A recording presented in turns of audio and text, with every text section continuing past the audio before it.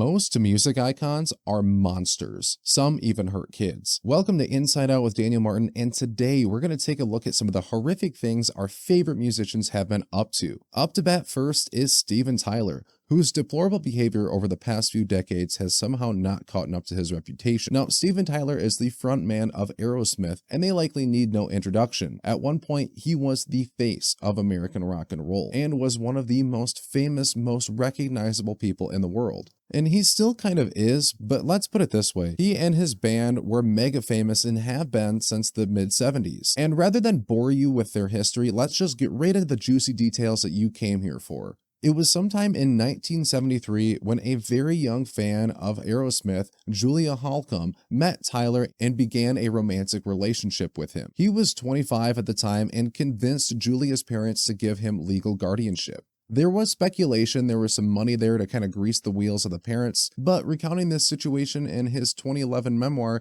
Tyler says this: "Her parents fell in love with me, signed a paper over for me to have custody, so I wouldn't get arrested if I took her out of state. Then I took her on tour with me. She took residence in his Boston apartment when not touring with him. And this became a regular occurrence as Tyler likely wanted to sleep around without her in the way, and so she essentially just lived there alone. And this quickly became a problem because she was a literal high school age student living by herself in this man's apartment while he was tearing ass and singing songs all around the globe, all while communicating with her less and less. Now, she got some kind of allowance from him that could be spent on essentials like food and what have you, but this was an actual child who didn't know how to fend for herself yet. She just didn't have a chance to learn after being scooped up at 16 by a rock star to be used as a sex toy. And this situation really came to a head when she announced to Tyler that she was pregnant. And when he got back to her, he acted excited and assured her that he would be a present dad and they would be a big happy family. And this was kind of a breath of fresh air for her since she now felt she had Steven back in her life. But just 5 months into her pregnancy, a deadly fire broke out in their apartment under suspicious circumstances, to say the least, and she narrowly escaped death. While in the hospital recovering, Tyler learns the fire, as he was touring at the time, and upon arrival, orders the doctors to perform an emergency abortion on Julia. Now, she was devastated, understandably, when she came to and realized that she lost her child, and Tyler actually tries to gaslight her by pretending that she actually had a miscarriage during the stress of the fire and the hospital stay, but that was a lie, as even Tyler now claims to regret forcing this abortion on her. And this information was obtained from both Tyler's memoir, Does the Noise in My Head Bother You?, the one from 2011, and accounts from Holcomb herself, who has since come forward with these details and has filed lawsuits against Tyler. And that's not even the only woman who has come forward and legally gone after Tyler for sexual abuse. Jeanne Alino, in late 2024, filed a lawsuit in New York claiming that she was assaulted twice by Tyler in 1975 when she was only 17.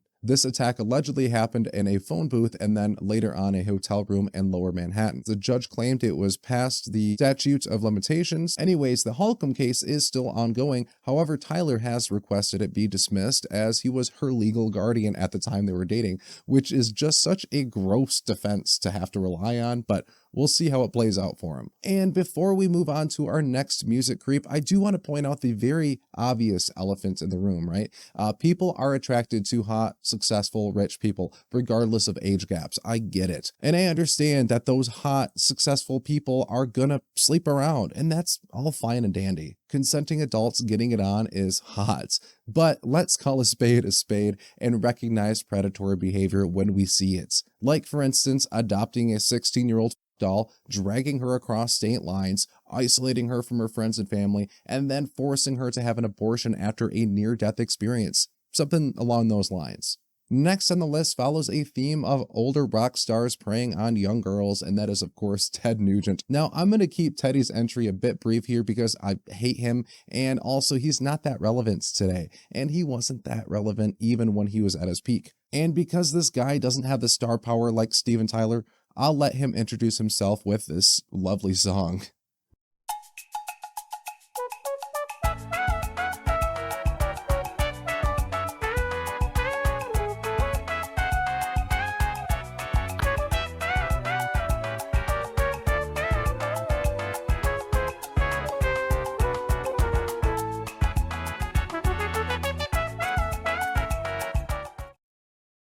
Yup, that's what we're working with. And you might have heard his biggest hit, Stranglehold. It's been in a bunch of movies or maybe even Cat Scratch Fever, but that's really all he's got, and he hasn't made a hit in decades. Now, Ted is the king of bragging about sleeping with underage girls, but it's the time he pulled a Steven Tyler and adopted a 17-year-old Pele Mesa in 1978, and as we now know, allowed him to travel freely with her as a minor across state lines. This was confirmed by Ted himself many times in Cream magazine, Rolling Stones magazine, and VH1's Behind the Music, and he even justified it again in 2018 on the Joe Rogan Experience. And if that's not enough, he's actually caught a lot of heat in the past for being a racist piece of shit, like when he called President Obama a, quote, subhuman mongrel in 2014. He's even had a few instances of calling for violence against Democrats since he started to tighten up to Donald Trump, and he's kind of like a somehow dirtier Kid Rock in that regard. Ted is also a draft dodger, and we can't forget that. Ted Nugent dodged the Vietnam War by starving himself and taking huge amounts of meth and acid. He admitted this himself in High Times magazine in 1977 and claims to have acted like a lunatic in order to avoid going to war. Now, I don't want to get into the ethics of a draft today, and I get why anyone would want to dodge, but don't turn around years later and pretend to be a patriot when there were real men who actually went and died while you sat around getting drunk, 15-year-old girls, and writing terrible songs about fishing trips. So let's end with him bitching about politics on social media and move on, since he's hardly worth our time. There you have it right there. If your business can't make it, taxpayers that don't use your product should not have to pay you to stay in business. Public television, public radio. Did somebody write that down? You know, the drag queen story hour, the children's pornography, the grooming of little boys and girls for a network of child molestation that runs rampant on public television and public radio. You worthless pervert. Yeah, I'm talking to you, Blondie. And since we don't have a lot of time left today and I have one more fish left to fry, let's do a quick rapid fire of some other famous predators in music history, and we can kind of put a pin in it and I'll come back to it next time. So we've got John Lennon from the Beatles, who was famously aggressive towards women, wrote about it in his songs, and almost beat Yoko Ono to death. We got Jimmy Page of Led Zeppelin, who kidnapped a 14-year-old girl and has never publicly addressed it since. David Bowie apparently took the V card of the same girl Jimmy Page allegedly kidnapped, Lori Maddox, when she was only 14. Axl Rose of Guns N' Roses was sued by Don Everly and other ex-romantic partners for physical and emotional abuse. They won their cases. Vince Neil from Motley Crue killed a guy. Bill Wyman from the Rolling Stones groomed a 13-year-old Mandy Smith and married her at 18 when he was over 50 years old. Iggy Pop also allegedly groomed a 13-year-old girl, and I would single out Jimmy Urine, but I just think all of MSI needs serious psychiatric help. Of course, those are just a few of the allegations out there against some of the bigger names in the music industry. So our last pick tonight is going to be Nuclear. Sean Diddy Combs. Sean Diddy Combs. Sean P. Diddy Combs. Whose allegations I'm sure you're all familiar with were so bad that the federal court had to get involved. And like with Steven Tyler, I don't think Diddy really needs an introduction. He was arguably one of the biggest names in music production and had his baby oil slicked fingers in so many pies that he had become a billionaire prior to his arrest in 2024. And on April 17th, 2024, Combs was arrested by federal agents at a Miami area airport while attempting to board a private jet. This just following a Homeland Security raid of both his LA and Miami homes in March of that year. He was charged with sex trafficking, racketeering, conspiracy, coercion, distribution of controlled substances, and the indictment alleged that Combs had operated a years-long criminal enterprise that facilitated and concealed the sexual exploitation of numerous individuals. At the center of this case is Cassie Ventura, who dated Combs from 2007 to 2018.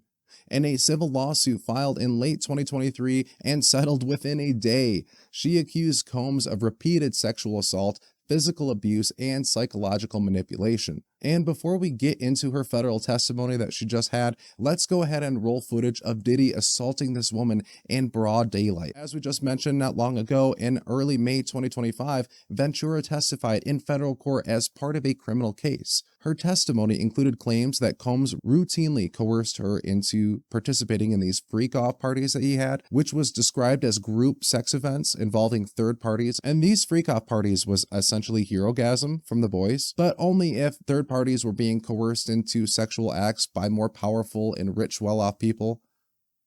So actually exactly like herogasm from the boys. And according to Cassie, Combs selected these women, paid them for sex, and instructed her to participate with them, often under the influence of drugs. She was sometimes filmed without her consent. She testified that Combs would berate her or even physically assault her if she resisted. The women involved here were allegedly recruited through parties, industry connections, or direct solicitation, and compensation was often handled in cash or gifts, so untraceable. Ventura claimed that Combs arranged these events to degrade and control her, not for mutual pleasure. And as of now, in May 2025, there's over 70 lawsuits against Combs, stretching all the way from the early 1990s all the way to the 2020s. There's like allegations and conspiracies around him being involved in Biggie and Tupac's murders, and that includes more claims of sexual assault, forced drugging, physical abuse, illegal surveillance, intimidation, financial coercion. There's even the time that Diddy had someone blow up Kid Cudi's car. And many accusers are former employees, assistants, models, industry professionals, actors, singers, and some of these alleged incidents occurred on his property or while traveling under his direction.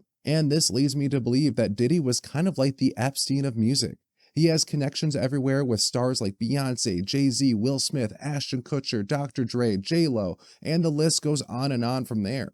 These are household names that Diddy may or may not have very compromising footage on, kind of like Epstein had blackmail and compromising footage of all the politically elite and super rich. It's too bad that he offed himself. Now, everyone is trying to distance themselves or cut ties with him. Retailers such as Macy's removed his Sean John fashion brand. He stepped down from leadership at the Revolt TV. His e-commerce company, Empower Global, cut ties with him entirely, and Pleaton and other services removed his music from playlists. And through all of this, we know one thing. This guy is a power-hungry maniac who allegedly gets off on the control and abuse of others. As of now, Combs is being held in federal custody without bail. His legal team has denied all allegations and stated that Combs is an innocent man.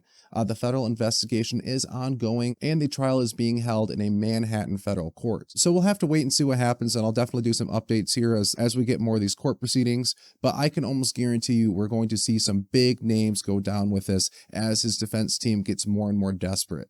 So thanks everyone for watching. Be sure to subscribe. This is my very first video on this channel specifically. I'm kind of migrating my solo content to this one. So help me build this one up from scratch. And if you do want more content from me or featuring me, be sure to check out the Two Cats, One Dog podcast, which I will link in here as well. So that's it. Bye.